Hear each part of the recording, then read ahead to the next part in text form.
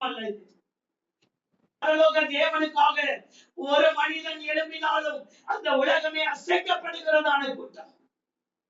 ஒரு சார்ல்ஸ் பின்னி எழும்பினார், அந்த தேசமே அசைக்கப்பட்டது. ஒரு தோமா மரித்தார் இந்த தேசத்திற்காக. இன்றைக்கு அநேக சபைகள் எழுப்பப்பட்டிருக்கிறது. அப்படித்தான் இந்த கூட்டமே தவிர உள்ள உட்கார்ந்துக்கிட்டு வேண்டாதவைகளை எல்லாம் ஷேர் பண்றதெல்லாம் இந்த கூட்டம் கிடையாது. யாரா இருந்தாலும் தூக்கிடுவோம். அதுக்காக இந்த கூட்டத்தை கர்த்தர் கொடுக்கல. இந்த கூட்டம் பரிசுத்த கூட்டம், பரிசுத்த தேவனை ஆராதிக்கும் கூட்டம், பரலோக தேவனை ஆராதிக்கும் கூட்டம். கோபத்தை கொண்டு வந்து, குடும்ப பிரச்சனைகளை கொண்டு வந்து இதுல ஷேர் பண்ற கூட்டம் இல்லை. இது கர்த்தருக்காக எதையாகிலும் நான் செய்வேன் என்று பரிசுத்த வாழ்க்கை வாழும் கூட்டம். ஹல்லேலூயா, ஹல்லேலூயா. கர்த்தர் நல்லவர், கர்த்தர் நல்லவர், கர்த்தர் நல்லவராகவே இருக்கிறார். நிச்சயமாகவே முடிவு உண்டு. நம்பிக்கை வீண் போகாது. ஊழியர்கள் எல்லாம் ஒருமனப்படணும். ஊழியர்கள் கூட்டம் நடக்குது, ஒருமனக்கா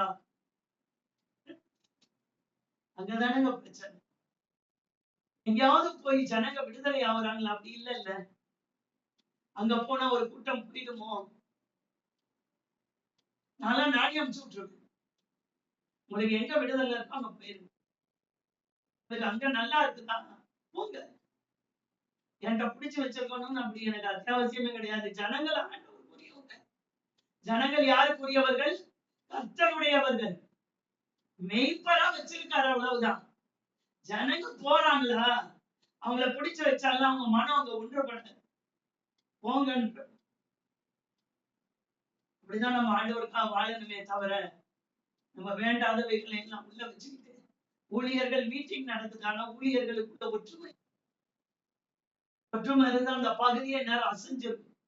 ஆனா ஒருமனம் இல்லாத இடத்துல இயேசு வர மாட்டார். பிரச்சனை அதுதான் பாருங்க. நமக்கு ஒருமனம் மட்டும் இல்லைன்னா இயேசு உள்ள இருக்க மாட்டார். கட்டாயத்தினாலேயோ இல்ல நான் வந்தே ஆகணும்ன்றதுக்காகவோ ஜப கொடுகைக்குள்ள வரக்கூடாது. நம்ம ஒருமனமா ஜபிக்கதான் ஜப கொடுங்க. மற்றபடி வேற எதுவும் இல்லை. ஒருவர் தன்னைத்தான் வெறுமையாக்கி, நல்லா கவனிக்கணும் வசனத்தை, தன்னைத்தான் வெறுமையாக்கி அடிமையின் ரூபம் எடுத்து மனுஷர் சாயல் ஆனார். தன்னைத்தான் வெறுமையாக்கி, தன்னைத்தான் வெறுமையாக்கி அடிமையின் ரூபம் எடுத்து மனுஷர் சாயல் ஆனார். மரண பரியந்தம், அதாவது சிலுவையின் மரண பரியந்தம் தம்மை தாமே தாழ்த்தினார். ஆதலால் வானோர் பூதலத்தோர் பூமியின் கீழானோர் யாவருடைய முழங்கால்களும் அவருக்கு முன்பாக முடங்க வேண்டும். நல்ல காலைகள் கூடுகைக்கு விரோதமா இருக்கிற எல்லா போராட்டங்கள், எல்லா எதிர் ஜபங்கள், எல்லா விதமான ஆண்டவரே அந்த நெட் ப்ராப்ளம், ஆண்டவரே நிறைய பேர் கட் பண்ணி எங்களுக்கு நெட்டே கிடைக்க மாட்டேங்குது. எத்தனை தடவை கட் பண்ணி வரோம் பாத்தீங்களாமா? எங்களுக்கு நெட்டு கிடைக்க மாட்டேங்குது, எங்களுக்காக ஜெபிங்க அப்படின்னு சொல்லிக்கிற நிறைய பேர் இருக்கிறாங்க. இயேசுவின் நாமத்தினால எல்லா நெட் ப்ராப்ளம், எல்லா விதமான கிரியைகள், ஆண்டவரே வசனத்தை கேட்க விடாதபடி வருகிறதான பஞ்ச நாட்கள் நெருங்கி கொண்டிருக்கிறதை பார்க்கிறேன். வேகம் எடுக்கிறது தேவனுடைய வருகை. தேவனுடைய வருகை என்ன பண்ணுகிறது? வேகம் எடுக்கிறது. இதோ கர்த்தருடைய நாள் வருகிறது. மாரநாதா, சீக்கிரம் வாரும் ஆமென் என்று வெளிப்படுத்த சொல்லுகிறது. கர்த்தர் சீக்கிரம் வருகிறார். ஆண்டவர் சீக்கிரம் வருகிறார். வருகைக்குள்ளாக எனக்கு கொடுக்கப்பட்ட நாட்களில் நான் எதையாகிலும் செய்யாவிட்டால் கர்த்தருடைய சமூகத்தில் நாங்கள் நிற்க முடியாது. கரத்தில் எங்களை முழுவதும் தலைமட்டும் தாழ்த்தி அர்ப்பணித்து ஒப்பு கொடுத்து சொல். பொல்லாத வானுமண்டலத்தில் உள்ள பொல்லாத ஆவிகளின் சேனை, இப்பிரபஞ்சத்தின் அந்தார லோகாதிபதிகள், துரைத்தனம் பண்ணுகிற ஆவிகள், அதிகாரம் பண்ணி கொண்டிருக்கிற ஆவிகள், இயேசுவின் நாமத்தினால் கூடுகையை விட்டு வெளியேறு. கூடுகைக்குள்ள வந்து உட்கார்ந்துகிட்டு டிஸ்டர்ப் பண்ணவே கூடாது.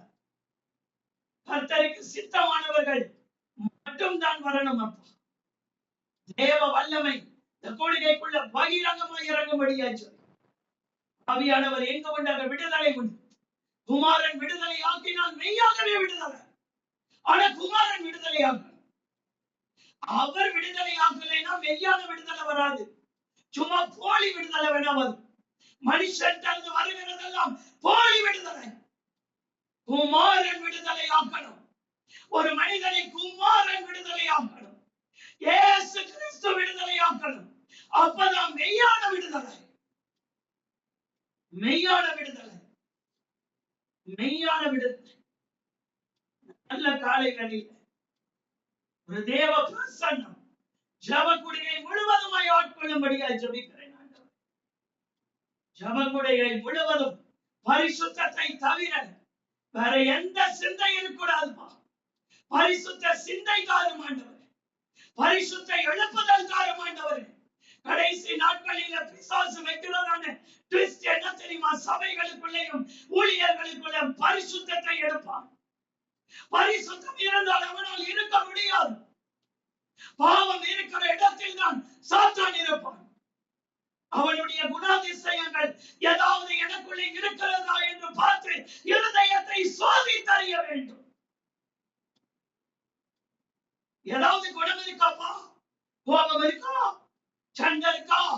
பிரிவினை இருக்கா? கசப்பு இருக்கா? வைராக்கியம் இருக்கா? மார்க்க பேதங்கள் இருக்கா? பெருமை இருக்கா? இவைகள் எல்லாம் ஏதாவது எனக்குள்ள பொறாமை இருக்கா? ஒட்டி கிடக்குதாப்பா? பிடிங்க எறிந்து பரிசுத்தமாக்கிடுங்கப்பா. அந்த சிந்தையோடு மட்டும்தான் நான் வாழ வேண்டும். இதுல எது இருந்தாலும் தேவனுடைய ராஜ்யத்திற்குள் பிரவேசிக்க முடியாது என்று கலாத்தியரிலே திட்டமும் தெளிவுமாய் எழுதப்பட்டிருக்கிறது. கற்றுக்கு போயிட்டா பிரவேசிச்சுதான் போடல. அவர் தலையாயிருக்கிறார். நான் அவருடைய அவயவங்களாயிருக்கிறேன். அவர் என்ன சிந்திக்கிறாரோ, தலைக்கு ஒரு ஷாம்பு, உடம்புக்கு ஒரு ஷாம்பு கிடையாது. தலையில போட்டா அப்படியே உடம்பெல்லாம் இறங்கி வரும். அதுதான் ஒரே காரியம் தான். இயேசு கிட்ட என்ன இருக்கோ அதே சிந்தை எனக்குள்ளே இந்த வேளையில பாய்படியாக ஜெபிக்கிறேன். கிறிஸ்துவின் சிந்தை உங்களில் உண்டாக கடவுள். கிறிஸ்து எப்படி இருக்கிறாரோ அப்படித்தான் அவர் பிள்ளை இருக்கான் இந்த பூமியில. பிசாசு அப்படி இருக்க கூடாதுன்னு போராடுவோம்.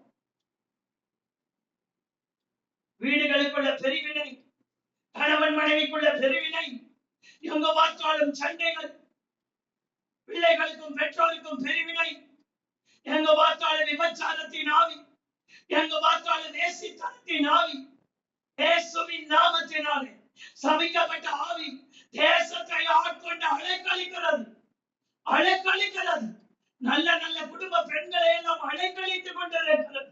பொல்லாத இச்சையின் ஆவி போய் புகுந்துருச்சுன்னா அவர்கள் வாழ்க்கையை அழிக்காமல் விடாது. அந்த ஆவி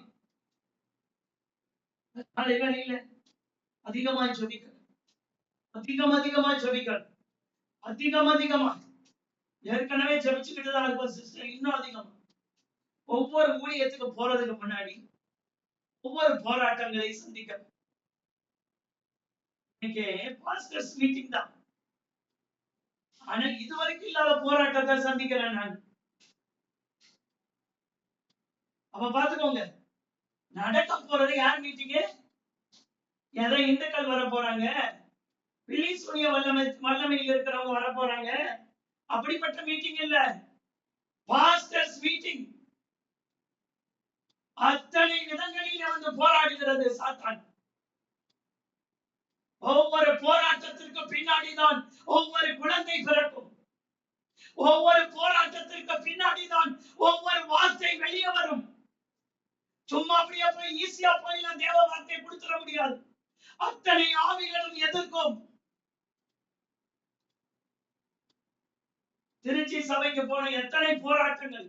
அதாவது அந்த அந்த இடத்துல போய் நம்ம வசனம் குட்டுக்கிற வரைக்கும் போராடுவோம். அப்ப இந்த போராட்டத்தை எவ்வளவு சந்திப்போம். அப்ப எல்லாரும் எவ்வளவு ஜெபிக்கணும் இதற்காக. நிறைய பேர் ஜெபிக்கிறீங்க. இன்னைக்கு காலையில உட்கார்ந்து ஜெபிக்கணும். கூடுகையில நாங்க அந்த பிரேயருக்கு போன நேரத்துல யாராவது ஒருவர் பொறுப்பெடுத்து ஒரு 5 பேர் வந்தா கூட பரவாயில்ல, லிங்குக்குள்ள வந்து ஜபம் மட்டும்தான் இருக்கணும். வேற பேச்சோ கீச்சோ ஒண்ணும் இருக்கக்கூடாது. பேச்சே கிடையாது. பேச்சே வேண்டாம். நமக்கு இடங்கால போடுறோம், ஜெபிக்கிறோம். கர்த்தருக்கு நேரம் நம்முடைய ஜப தூபங்களை ஏறெடுக்கிறோம். பாஸ்டர்ஸ்க்கு நடுவுல ஒரு பெரிய எழுப்புதல் வரணும். அந்த மீஞ்சூர் பகுதியில் இருக்கிற பாஸ்டருக்கு நடுவுல பெரிய எழுப்புதல் வந்தா மீஞ்சூர் பகுதியை இருளின் ஆதிக்கம். ஏற்கனவே ஆண்டவர் சொல்லி இருக்கிறார். பூரா லூசிபர் ஸ்பிரிட் வேலை செய்து அத்தனை போராட்டம். நேற்று இரவெல்லாம் தூங்கும் போது மணி 1, எந்திரிக்கும் போது மணி 3. இன்னைக்கு அப்படியே போவான். பகல் எல்லாம் வேலைக்கு இங்க போவோம், ஜெபிப்போம். ஏதான் அப்ப பாத்துக்கோங்க எவ்வளவு போர்ஸ். போராட்டத்தை பார்க்கிறேன். நாங்க வெளிய ஊர்களுக்கு போகும்போது எனக்கு பேர் போட்டு நான் இதை பொறுப்பெடுத்து நான் பண்றேன். தேவதாஸ் செய்யலாம். அவங்களோட நான் இணைவேன். கரெக்டா 10 மணிக்கு ஸ்டார்ட் பண்ணிடுவேன். 11 மணிக்கு ஸ்டார்ட் பண்ணிடணும். 11 10 கூட வேண்டாம். 11 இருந்து 12 வரைக்கும் ஊழியங்களுக்காக மாறி மாறி ஜெபிக்கணும். இன்னைக்கு நடக்க போற ஊழியங்களுக்காக மாறி மாறி ஜெபிக்கணும். மாறி மாறி அதே ஜப குறிப்பு. துதி ஆராதனை இருக்காங்க. துதி ஆராதனைக்கும் இதே ஜப குறிப்பு. ஊழியத்துல நான் இது போட்டுருவேன், பிரேயர் பாயிண்ட்ஸ். இந்த ஊழியர்கள் மீட்டிங்ல என்னெல்லாம் ஆண்டவர் செய்யணும் பிரேயர் பாயிண்ட்ஸ் போட்டு நான் மேலின் சிஸ்டருக்கு அனுப்பிடுவேன். மேலின் சிஸ்டர் அதை எடுத்து அனுப்பிடுவாங்க. அனுப்பினா அது யாருக்குன்னா கொடுத்து அதுல போட்டுருவோம். யாருக்குன்னா ஒருத்தர் காமிச்சிடறேன். ஏன்னா உங்களுக்கு அதை மேல போட முடியாது. இல்ல மேலின் சிஸ்டர் கலந்துக்கிறாங்கன்னா அவங்க மேல அதை போடுவாங்க. போட்டாங்கன்னா அதை சொல்லி சொல்லி ஜெபிங்க. அந்த ஜபம் எங்களுக்கு தேவை. ஒவ்வொரு ஊழியத்துக்கு போறதுக்கு முன்னாடி எங்களுக்கு ஜெபிக்கிறவங்க வேணும். எங்களுக்கு ஜெபிக்கிறவங்க வேணும். நிறைய ஜெபிக்கிறவங்க எங்களுக்கு தேவை. தேவைகள் சந்திக்கப்பட போற இடத்துல ஆள் எழுப்புதல் வரணும். பாக்குற மாதிரி பிரச்சனைய நான் எப்பயும் பார்த்தது இல்ல. பாத்துக்கோங்க, அவ்வளவு போராட்டம், பயங்கர போர்ஸ். நேற்று நைட் உட்கார்ந்து மெசேஜ் எடுக்கிறேன், பைபிள திருப்ப முடியல. அந்த அளவுக்கு போராடுது. அந்த மெசேஜுக்கு விரோதமா, அந்த வசனங்களுக்கு விரோதமா அவ்வளவு போராடுது. எவ்வளவு ஜெபிக்கணும் பாருங்க. உங்க ஜெபம் தான் அதை தாங்கும். உங்க ஜெபம் தான் எழுப்புதலை கொண்டு வரும். ஒரு மனமாய் இந்த கூடுகையில் ஒன்றிணைந்து ஜெபிக்கணுமே. ஒரு மனமாய் இந்த கூடுகையில் ஒன்றிணைந்து ஜெபிக்கணுமே. எங்களுக்காக பிரேயர் பாயிண்ட்ஸ் எழுதி வச்சு ஜெபிக்கிறீங்கல்ல, அவங்க கலந்துக்கோங்க.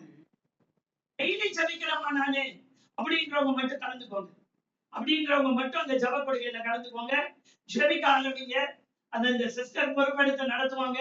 அந்த நேரத்துல எங்களுக்கு ஜெபம் தேவை. இந்த ஊழியம் மட்டும் இல்ல, எந்த ஊழியத்துக்கு போனாலும் அந்த டைமிங் சொல்லுவேன். அந்த டைமிங்ல ஜெபிக்கணும். ஞாயிற்றுக்கிழமை மட்டும் நான் ஆராதனையில பேசுறேன் அப்படின்னா நீங்க சர்ச்சுக்கு போயிடுவீங்க. அது முந்தின நாளே ஜெபம் பண்ணிடணும், சனிக்கிழமையே ஜெபம் பண்ணிடணும். ஆனா மீதி எந்த ஊழியத்துக்கு போனாலும் இந்த கூடுகையின் ஜெபம் தான் எங்களை அங்கே தாங்கும். அதனால் உட்கார்ந்து போராடி ஜெபிக்கணும். போராடி ஜெபிக்கணும். யுத்த காலத்துக்கு வந்துடுறீங்க. இப்ப நாங்க இங்க பாக்குற யுத்தத்தை நீங்க ஜெபிச்சு படைக்கணும். நீங்க அத்தனை பேரும் ஒருமனப்படணும். நான் பெரியவனே, நீ பெரியவனே கிடையாது, நானே பெரியவனே கிடையாது. எனக்கு இந்த கிருபையை கொஞ்சம் கொடுத்துருங்க. நம்ம எல்லாரும் ஒண்ணுதான். பேசுறவங்க பெரியவங்க, கேட்கிறவங்க சின்னவங்களே கிடையாது. எல்லாரும் ஒரே தீர்ப்பு தான் கொடுப்பாரு. எனக்கு தீர்ப்பு அதிகம். உங்களை காட்டிலும் எனக்கு தீர்ப்பு அதிகம். உங்களுக்கு அது இறக்கம் செஞ்சு விட்டுருவாரு. எனக்கெல்லாம் இறக்கமே காட்ட மாட்டாரு. தீர்ப்பு அதிகம் எனக்கு. அதெல்லாம் நாங்க இன்னும் அதிகமா ஆண்டவருக்குள்ள வளரணும். நாங்க இன்னும் ஆண்டவருக்கு அதிகமா ஒப்பு கொடுக்கணும், அதிகமா ஜெபிக்கணும். வசனத்தை அதிகமா எடுக்க முடியாதபடி போராடுறோம். வசனத்துக்கு விரோதமா போராடுறோம். வசனத்தை கொண்டு போக கூடாதுன்னு போராடுறோம். ஊழியர்களே எனக்கு விரோதமா எழுப்பி போராடுறாங்க. இதை என்னுடைய தத்துவமா என்னுடைய சொப்பனத்திலே பாக்குறேன். நான் போய் ஒரு ஊழியர்கள் மீட்டிங்ல இல்ல, ஒரு இடத்துல போய் பேச போறேன். எனக்கு ஆண்டவர் காட்டார், ஊழியர் எதிர்க்கிறார். நான் எதை பேசுறதுன்னே தெரியல எனக்கு. ஏசாயா புஸ்தகத்தை தேடுற, புஸ்தகத்தையே காணும். அவன் எவ்வளவு போராடுவான் பாருங்க. ஆனா விசுவாசிங்க எதிர்க்கல, ஊழியர்கள். எந்த அளவுக்கு எதிர்ப்பு இருக்கும் பாருங்க எனக்கு. அப்ப அந்த அளவுக்கு ஜபம் எனக்கு தேவை. கர்த்தருடைய கர்த்தருடைய வார்த்தை பகிரங்கமாய் வர வேண்டும். கர்த்தருடைய வார்த்தை எல்லா எச்சரிப்பின் சத்தத்தோடு வர வேண்டும். கர்த்தருடைய வார்த்தை பரத்திலிருந்து வர வேண்டும் என்று ஜெபிக்கணும். நீங்க அதுக்காக எங்களுக்காக அதிகமா ஜெபிங்க. ஏன்னா அதிக போராட்டத்தை சந்திக்கிறேன், அதிக போராட்டத்தை பார்க்கிறேன். எல்லா மீட்டிங் விரோதமா விக்கிரத்தினாலே இந்த ஊழியர்கள் மீட்டிங் விரோதமா என்ன தெரியுமா? லூசிபர் நைட் உட்கார்ந்து வசனம் எடுக்கவே முடியல.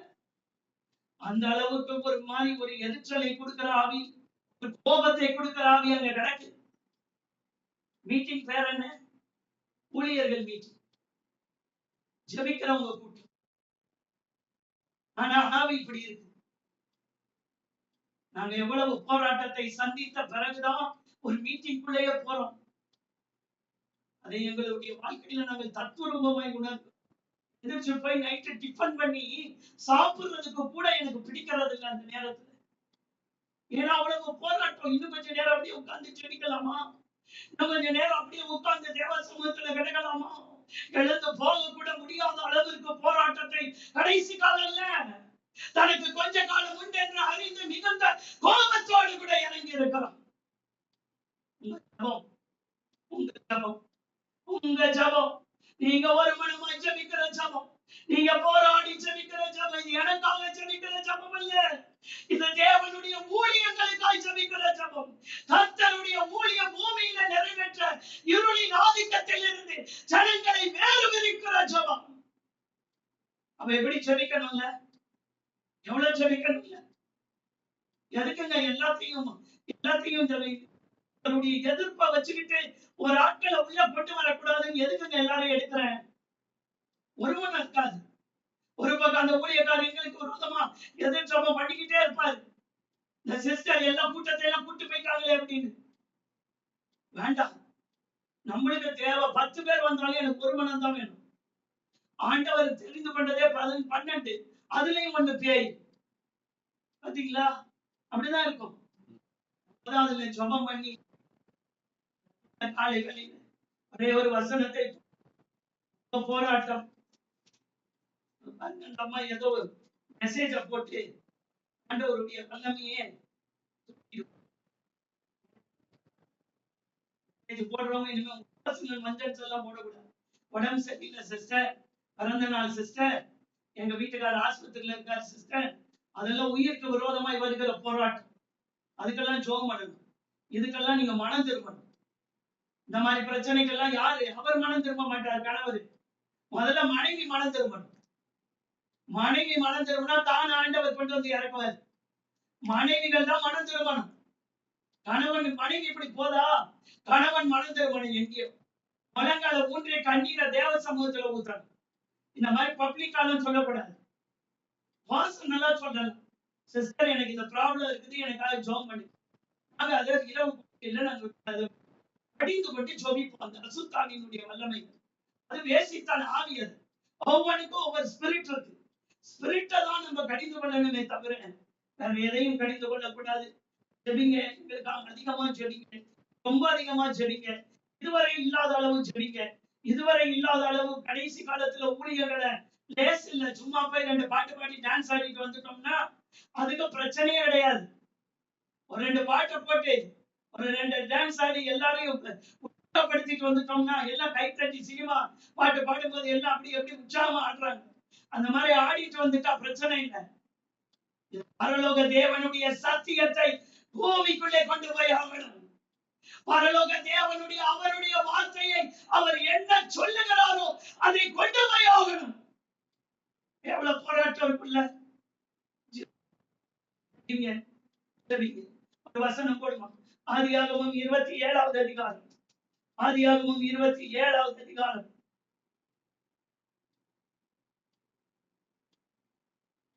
12வது வசனம். ஒருவேளை என் தகப்பன், இந்த மாத வாக்குத்தத்தம், நான் புதிய காரியத்தை செய்கிறேன், அது இப்பொழுதே தோன்றும், வனாந்தரத்திலே வழியையும் அவ்வாந்தர வெளிகளிலே ஆறுகளையும் உண்டாக்குகிறது. ஒருவேளை என் தகப்பன் என்னை தடவி பார்ப்பார். எந்த தகப்பன்? அவர் தகப்பன் ஈசாக்கு. இது யாக்கோபு சொல்ற வார்த்தை. என் தகப்பன் என்னை தடவி பார்ப்பார், அப்பொழுது நான் அவருக்கு எத்தனாய் காணப்பட்டு, என்னவாய் காணப்பட்டு, எத்தனாய் காணப்பட்டு என் மேல் ஆசீர்வாதத்தை அல்ல சாபத்தை வர பண்ணிக் கொள்வேன் என்றார். என் தகப்பன் என்னை தடவி பார்ப்பார். என்ன பார்ப்பார்? என் தகப்பன் என்னை என்ன பண்ணுவார்? தடவி பார்ப்பார். அப்பொழுது நான் அவருக்கு எத்தனாய் காணப்பட்டு, என்ன காணப்பட்டு, எத்தனை என்ன தெரியுமா? ஏமாற்றுகிறவனாய், நான் ஏமாத்துறவனாய் அப்பாவுக்கு காணப்பட்டு என் மேல் ஆசீர்வாதத்தை அல்ல சாபத்தை வருவித்துக் கொள்ளுவேன் என்றான். ஏன் இந்த வார்த்தையை இந்த இடத்துல யாக்கோபு சொல்ல வேண்டும்? ஏன் சொல்லுகிறார் தெரியுமா? அவங்க அப்பா முதல் வசனத்துல பாத்தீங்கன்னா, ஏசாவை அழைத்து நான் மரணம் அடைய போகிறேன் என்ன சொன்னாரு? நான் முதிர் வயதானேன். இரண்டாவது வசனம் பாருங்க, நான் முதிர் வயதானேன், என் மரணம் இன்ன நாளில் என்று அறியேன். ஆகையால் நீ போய் என்ன பண்ணு, வனத்துக்கு போய் எனக்காக வேட்டையாடி பிரியமானவைகளை சமைத்து நான் மரணம் அடைய முன்னே என் ஆத்துமா உன்னை ஆசீர்வதிக்கவும் என்னிடத்தில் கொண்டு வா. என் ஆத்துமா என்ன பண்ணணும்? உன்னை ஆசீர்வதிக்க போது. ரெண்டு பிள்ளைகள் ஈசாக்குக்கு, ரெண்டு பிள்ளைகளும் இரட்டை பிள்ளைகள். ரெண்டு பிள்ளைகளும் ஒரே நேரத்தில் ஒரே நிமிடத்தில் பிறந்தவர்கள். முன்பின் நிமிடங்கள் தான் வித்தியாசமே தவிர பிறந்தது ஒரே நேரத்தில் தான். அதாவது ஒரு பிள்ளை பிறந்து 10 வருஷம் கழிச்சு இன்னொரு பிள்ளை, அப்படிலாம் இல்ல. இது ரெண்டு பிள்ளைகளும் இரட்டை பிள்ளைகள். ஏசா யாக்கோபு இரட்டை பிள்ளைகள். இந்த இரட்டை பிள்ளைகளிலே ஒரு பிள்ளை தகப்பனுக்கு பிடித்தவன், இன்னொரு பிள்ளை தாய்க்கு பிடித்தவன். பிரச்சனையை பாத்தீங்களா? ஆனால் இந்த தாய்க்கு ஒரு தீர்க்க தரிசனம் இருக்கிறது. என்ன தீர்க்க தரிசனம்? வயிற்றுக்குள்ளே பிள்ளைகள் இரண்டும் வயிற்றுக்குள் இருக்கும் போதே சண்டையிடுவதை போல இந்த அம்மாவுக்கு தென்படுகிறது. உடனே இந்த அம்மா என்ன பண்றாங்க? ரெபெக்கா ஒரு தேவனிடத்திலே போய் விசாரிக்கிறதற்கு போகிறார்கள். போகும்போது அங்கேதான் ஆண்டவர் அந்த அம்மாவுக்கு விளம்புகிறார், உன்னிடத்தில் இருந்த 2 ஜாதிகள் பிறக்கும் ரெபெக்கா, ஆனால் சிறியவன் பெரியவனை ஆளுகை செய்வான், சின்னவன் பெரியவனை ஆளுகை செய்வான், சின்னவன் மேலே ஒரு திட்டம் உண்டு என்று அறிவிக்கப்பட்டு விட்டது. இப்ப அம்மாவுக்கு தெரியுது, அப்பா கிட்ட என்ன சொன்னாலும் அவருக்கு ஏசாவை நான் பிடிக்கிறது. ஏன்னா இந்த ஏசா வனத்திற்கு போய் எப்ப பார்த்தாலும் நல்ல வேட்டையாடி நல்ல ருசியா சமைத்து தகப்பனுக்கு கொடுக்க தகப்பனுக்கு ஏசாவின் மேல் ஒரு பிரியம் வருகிறது. ஒண்ணு கேட்கட்டா? ஃப்ரிட்ஜில் இருக்கிற சிக்கன் எடுத்து சமைக்கிறதுக்கும் நேரடியாய் நம்மளே கொண்டுட்டு வந்து, அது நம்ம வீட்டுல வளர்த்து, நல்லா கவனிக்கணும், நம்ம வீட்லயே வளர்த்து நம்ம ஆர்கானிக் ஃபுட் போட்டு, எல்லாம் ஃபுல்லா ஊசி, ஒரு 30 நாளைக்குள்ள இல்ல, ஒரு 25 நாளைக்குள்ள அது பெருசாயிடும். அப்படி இல்ல, ஆர்கானிக்ல வளர்ந்த ஒரு ஒரு கோழிய எடுத்து வெட்டி சமைச்சா எப்படி இருக்கும்? இந்த கறியினுடைய தன்மையை பொறுத்து தான் ருசி அதிகம். நம்ம ஊர்ல மீன் வாங்குவோம், அந்த மீன் அவ்வளவு டேஸ்டா இருக்காது. என் பொண்ணு இருக்கிறாங்க தூத்துக்குடி, அங்க நேரடியாய் மீன் அப்படியே அந்த கடல்ல இருந்து வரும், நேரடி கொள்முதல். அங்க இருக்கிற மீனுக்கும் இங்க இருக்கிற மீன், இங்க ஃபுல்லா ஆந்திரா மீன் வருது, இங்க சென்னையில. ஊர்ல எது வருதுன்னு எனக்கு தெரியல, ஆனா இங்க அதுதான். காசிமேட்டுக்கு போனா அது கொஞ்சம் டேஸ்ட் அதிகமா இருக்கும். ஆனா நமக்கு அங்க அவ்வளவு தூரம் போக முடியாது, நீங்க பக்கத்துலயே போய் வாங்கிக்கிட்டோம் அப்படின்னா இங்க வர்றது பூரா ஆந்திரா மீன் வரும். அது பாத்தீங்கன்னா டேஸ்ட் இருக்காது. இந்த காசிமேடு மீனை காட்டிலும் அங்க தூத்துக்குடி மீன் அவ்வளவு டேஸ்டா இருக்கும். நீங்க அந்த அந்த மீன்ல எடுத்து நீங்க எப்படி குழம்பு வச்சாலும் டேஸ்டா இருக்கும். உங்களுக்கு புரியுதா நான் சொல்றது? இப்ப அம்மா இந்த மனைவி சமைத்து கொடுக்கிற இந்த சிக்கனும் காட்டிலும் ஏசா வனத்திலிருந்து கொண்டு வராரு பாருங்க. டைரக்ட் கொள்முதல். அதை சாப்பிட்ட உடனே அப்பாவுக்கு ரொம்ப பிடிச்சு போச்சு. அதனால அப்பா சொல்றாரு, உன்னை நான் ஆசீர்வதிக்கிறேன். கண்களை மூடலாமா? நாளைக்கு என்ன நடந்தது? ஏன் யாக்கோபுடைய வாழ்க்கையில வனாந்தரம்? ஆண்டவரால் தெரிந்து கொள்ளப்பட்டவன் தான். அவர் வனாந்தரத்திலே என்ன கண்களை மூடலாமா? நேரடி கொள்முதல் வாங்கி சாப்பிட்ட உடனே அப்பாவுக்கு ஏசாவை பிடிக்கும். பிரச்சனை என்ன தெரியுமா? அவன் நல்ல தேவனால் தெரிந்து கொள்ளப்பட்டவன். எனக்கு பிடிச்சிருக்குதுன்றதுக்காக தெரிந்து கொள்ளப்பட்ட நபர் அவர் அல்ல. எனக்கு ரொம்ப கீழ்ப்படுகிறான், எனக்கு ரொம்ப சமைத்து கொடுக்கிறான். ஆனால் தெரிந்து கொள்ளப்பட்ட நபர் யார் தெரியுமா? யாக்கோபு. யாக்கோபு இந்த அம்மா அப்படியே ஒட்டிக்குவாரு. அவரு அப்பாவுக்கு சமைச்சு கொடுத்து அவருக்கு அப்பாவை கவர் பண்ணிட்டாரு. ஆனா ஆசீர்வாதம் இப்ப மாத்தி போகணும். ஆனா அம்மாவுக்கு தீர்க்க தரிசனம் தெரியுது. பெரியவன் பெரியவனை ஆளுகை செய்வான். பெரியவன் கூட்டமாவான், ஆனால் சிறியவன் அவனை விட அதிகமான பெருக்கத்தை கொண்டு வருவான். இது அவங்க வயிற்றில் இருக்கும் போதே, பிள்ளைகள் வயிற்றில் இருக்கும் போதே கர்த்தர் தீர்க்க தரிசனம் உரைப்பார். பிள்ளை என்ன செய்யும் என்பதை தீர்க்க தரிசனம் உரைப்பார். அப்படிப்பட்ட ஜெபிக்கிற நபர்களாய், அப்படிப்பட்ட தேவனிடத்தில் விசாரிக்கிறவர்களாய் நாம் வாழ வேண்டும். அதுக்கேற்ற மாதிரிதான் பிள்ளைகளை கரெக்டா நம்ம என்ன பண்ணணும்? அதுக்கேற்ற மாதிரிதான் அவங்களை கொண்டுட்டு போகணும். நம்மளா ஒண்ணு போர்ஸ் பண்ணி தள்ளி அது போய் அங்க போய் பாதிக்கப்பட்டு அங்க போன இடத்துல கஷ்டப்பட்டு நோய்பட்டு பேய் ஆட்கொண்டு பல இச்சையில தடவி விழுந்து, ஏன்னா இது நம்ம நடத்தணும். கைகளை உயர்த்தி, அப்பா உங்க சித்தத்துக்கு எங்க பிள்ளைகளை ஜோம் பண்றீங்களா? ஒரே நிமிஷத்துல உங்க சித்தத்துக்கு எங்க பிள்ளைகளை சரியாய் நடத்த எங்களுக்கு கிருபைதான். ஆக்சுவலா அதிகமா ஜெபிக்கிறவர் ஈசாக். அவரது ஆபிரகாமுக்கு பிள்ளை. ஆபிரகாமுடைய ஜபத்தை பார்த்தே வளர்ந்தவர். இந்த அம்மா அப்படி கிடையாது. அம்மாவை குறித்த காரியங்கள் பின்னாடி பார்க்கும்போது அவங்க வாழ்ந்த விதம் வேற மாதிரி இருக்கும். ஆனா கரெக்டா அதை கொண்டுட்டு போறது இந்த அம்மா தான். கைகளை உயர்த்தி, அப்பா என் பிள்ளைகளை சித்தத்துக்கு ஒப்பு. சொல்றேன் தெரியுமா? நான் அப்படிதான் என் சித்தத்துக்கு போனேன். அடி வாங்கி திருந்தனேன். நீங்க அதுக்கு முன்னாடியே நல்லா இருங்க. அடி ஆண்டவற்றை வாங்கும் போது மனசு ரொம்ப வலிக்கும். ஏன் ஆண்டவரே என்ற கேள்வி கேட்போம். அந்த கேள்வி வரக்கூடாதுன்றதுக்கு தான் சொல்றேன். ரொம்ப வலி எடுத்துச்சு எங்களுக்கு. ஏன்னா எங்களுடைய சுயத்திற்கு எங்கள் பிள்ளைகளை அர்ப்பணித்தோம்.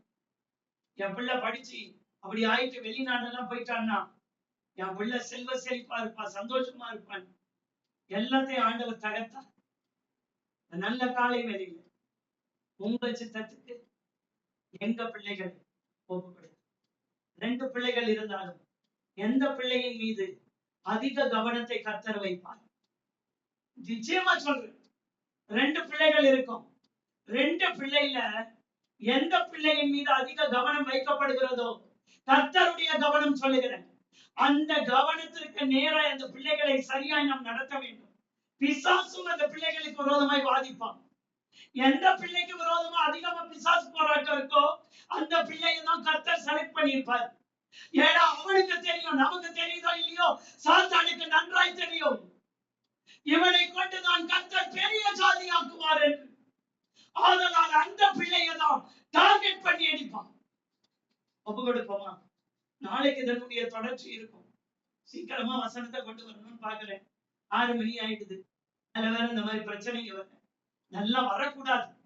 எல்லாத்தையும் இன்னைக்கு ஜபத்துல கட்டி ஜோம் பண்றீங்க. கூடுகைக்கு விரோதமா இருக்கிற அத்தனை வல்லமைகளும், வசனத்துக்கு விரோதமா இருக்கிற அத்தனை கிரியைகளும் அழியணும் இயேசுவின் நாமத்தில். இயேசுவின் மூலமா ஜெபிக்கிறேன் ஜீவனுள்ள பரமபிதாவே. ஆமென், ஆமென், ஆமென். எல்லாரும் மியூட் எடுத்துட்டு அல்லேலூயா சொல்லி முடிக்கலாமா? அல்லேலூயா, ஆமென், அல்லேலூயா, அல்லேலூயா, அல்லேலூயா. ஒரு மனமா சபைகளை